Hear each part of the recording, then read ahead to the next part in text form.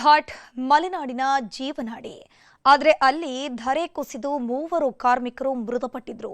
ಅಲ್ಲದೆ ಘಾಟಿಯ ಕುಸಿತದಿಂದಾಗಿ ವಾಣಿಜ್ಯ ವಹಿವಾಟಿಗೂ ತೊಂದರೆ ಉಂಟಾಗಿತ್ತು. ಹೀಗಾಗಿ ಜಿಲ್ಲಾಡಳಿತ ಸಂಚಾರಕ್ಕೆ ಬದಲಿ ವ್ಯವಸ್ಥೆಯನ್ನೂ ಮಾಡಿದೆ. ಆದರೆ ಅದರಿಂದಲೂ ಪ್ರಯಾಣಿಕರಿಗೆ ಸಂಕಷ್ಟ ಎದುರಾಗಿದೆ. ಹುಲಿಕಲ್ ಘಾಟ್ ರಸ್ತೆಯಲ್ಲಿ ವಾಹನ ಸಂಚಾರ ಬಂದ್.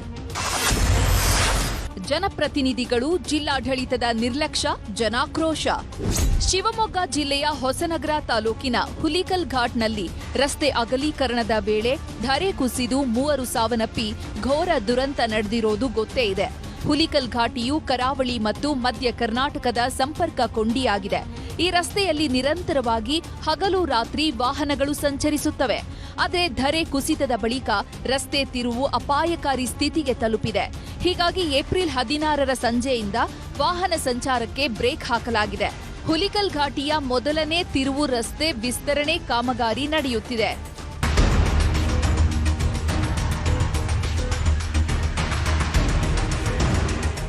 ಹುಲಿಕಲ್ ಘಾಟಿಯಲ್ಲಿ ವಾಹನ ಸಂಚಾರ ಬಂದ್ ಆಗಿರೋದ್ರಿಂದ ಜಿಲ್ಲಾಡಳಿತ ಪ್ರಯಾಣಕ್ಕೆ ಬಸ್ಗಳ ಅದಲು ಬದಲು ವ್ಯವಸ್ಥೆ ಕಲ್ಪಿಸಿದೆ. ಆದರೆ ಈ ಸುಡುವ ಬಿಸಿಲಿನಲ್ಲಿ 85 ಮೆಟ್ಟಿಲು ಹತ್ತಲು ಯಾವುದೇ ರಕ್ಷಣೆ ಇಲ್ಲ ಹಾಗೂ ಮೇಲ್ಚಾವಣಿ ಇಲ್ಲದೇ ಇರುವುದು ಪ್ರಯಾಣಿಕರ ಕಣ್ಣು ಕೆಂಪಗಾಗಿಸಿದೆ. ಅಲ್ಲದೆ ಬೇಸಿಗೆ ಅಂತ್ಯದೊಳಗೆ ರಸ್ತೆ ವಿಸ್ತರಣೆ ಕಾಮಗಾರಿ ಪೂರ್ಣಗೊಳಿಸದಿದ್ರೆ ಮತ್ತಷ್ಟು ಅನಾಹುತ ಆಗಲಿದೆ ಅಂತಿದ್ದಾರೆ ಸ್ಥಳೀಯರು. ಗುಹೆ ಇದ್ದಂಗಿದೆ, ತಾವು ನೋಡಬಹುದು. ಇಲ್ಲಿಂದ ಪ್ಯಾಸೆಂಜರ್ಗಳು ಬರ್ತಾರೆ. 85 ಮೆಟ್ಲಲ್ಲಿ ಬರ್ತಕ್ಕಂಥ ಜನರಿಗೆ ಮಕ್ಕಳನ್ನ ಕರ್ಕೊಂಡ್ ಬರ್ತಾರೆ, ವಯಸ್ಸಾದವ್ರು ಬರ್ತಾರೆ, ಲಗೇಜ್ಗಳನ್ನ ಇಟ್ಕೊಂಡ್ ಬರ್ತಾರೆ.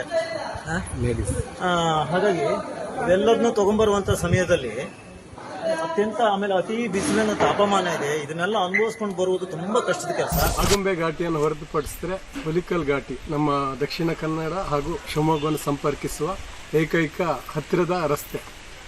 ಈ ವಿಚಾರವಾಗಿ ನಾನು ಜನಪ್ರತಿನಿಧಿಗಳು ಹಾಗೆ ಜಿಲ್ಲಾಡಳಿತ ದಿವ್ಯ ನಿರ್ಲಕ್ಷ್ಯ ಅಂತ ನಾನು ಹೇಳ್ತೀನಿ. ಯಾಕಂದರೆ ಈ ಒಂದು 3 ಕಿಲೋಮೀಟರ್ ಟಾರ್ ಹಾಕಬೇಕಾದ್ರೆ 3 ತಿಂಗಳು ಬಂದ್ ಮಾಡ್ತಾರೆ. ಮುನ್ನೆಚ್ಚರಿಕೆ ಕ್ರಮವನ್ನು ತಗೊಳ್ಳದೆ ಈ ತರ ಆಗಿದೆ ಅಂತ ನಾನು ಈ ಸಂದರ್ಭದಲ್ಲಿ ಹೇಳ್ತೀನಿ. ಈ ಹುಲಿಕಲ್ ಘಾಟಿ ದುರಂತದ ಬಗ್ಗೆ ನ್ಯೂಸ್ 18 ನಿರಂತರ ವರದಿಯನ್ನ ಬಿತ್ತರಿಸುತ್ತಿದೆ. ಅಲ್ಲದೆ ದುರಂತದ ನಂತರದ ಸಮಸ್ಯೆಗಳನ್ನು ಸರ್ಕಾರ ಹಾಗೂ ಸ್ಥಳೀಯ ಆಡಳಿತದ ಗಮನಕ್ಕೆ ತರುವ ಕೆಲಸ ಮಾಡಿದೆ.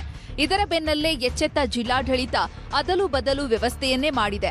ಆದರೆ ಅದರಲ್ಲೂ ಹಲವು ಲೋಪಗಳು ಕಂಡುಬಂದಿದೆ. ಈಗ ಪ್ರಯಾಣಿಕರ ಪರದಾಟದ ಬಗ್ಗೆಯೂ ನ್ಯೂಸ್ 18 ವಿಸ್ತೃತ ವರದಿ ಬಿತ್ತರಿಸಿದೆ. ಇದಕ್ಕೆ ಸ್ಥಳೀಯ ಶಾಸಕ ಹಾಗೂ ಮಾಜಿ ಗೃಹ ಸಚಿವ ಆರಗ ಜ್ಞಾನೇಂದ್ರ ಪ್ರತಿಕ್ರಿಯಿಸಿದ್ದು, ಕೂಡಲೇ ಸಂಬಂಧಪಟ್ಟ ಗುತ್ತಿಗೆದಾರ ಹಾಗೂ ಅಧಿಕಾರಿಗಳಿಗೆ ಸಮಸ್ಯೆ ಬಗೆಹರಿಸಲು ಸೂಚಿಸಿದ್ದಾರೆ. ಹಿಡ್ಕೊಂಡು ಹತ್ತಲಿಕ್ಕೆ ಏನ್ ಮಾಡ್ಬೇಕು ಅಂತ ಹೇಳಿ ಯೋಚನೆ ಮಾಡ್ಲಿಕ್ಕೆ ಹೇಳ್ತೀನಿ, ಇಂಜಿನಿಯರ್ಗೆ ಹೇಳ್ತೀನಿ. ಮೊನ್ನೆನೂ ಕೂಡ ಹೇಳಿದ್ದೀನಿ, ಅಲ್ಲಿ ಕೆಳಗೆ ಇಳಿಯೋದು ಹತ್ತೋದು ಒಂದು ಕ್ರಾಸ್ ಅನ್ನ ಇಳಿಲೇಬೇಕು, ಅನಿವಾರ್ಯ. ಮತ್ತೆ ಹೆಚ್ಚು ಜನ ಹೋಗ್ಲಿಕ್ಕೆ ಆಗೋದಿಲ್ಲ. ಅಲ್ಲಿ ಯಾರು ಅನಿವಾರ್ಯ ಅಲ್ಲಿ ಇಮ್ಮಿಡಿಯೇಟ್ ಆ ಹೊಸಂಗಡಿಗೆ ಹೋಗ್ಬೇಕು, ಅವರಲ್ಲಿ ಹೋಗ್ಬೇಕು. ಮತ್ತು ಆ ಹೊಸಂಗಡಿಯಿಂದ ಹುಲಿಕಲ್ ಆ ಭಾಗಕ್ಕೆ ಬರೋರು ಮಾತ್ರ ಬರಬೇಕು. ಇನ್ನೊಂದು ಬೇರೆ ಘಾಟಿಯಿಂದ ಬರ್ಲಿಕ್ಕೆ ಅವಕಾಶ ಇದೆ ಅವರಿಗೆ.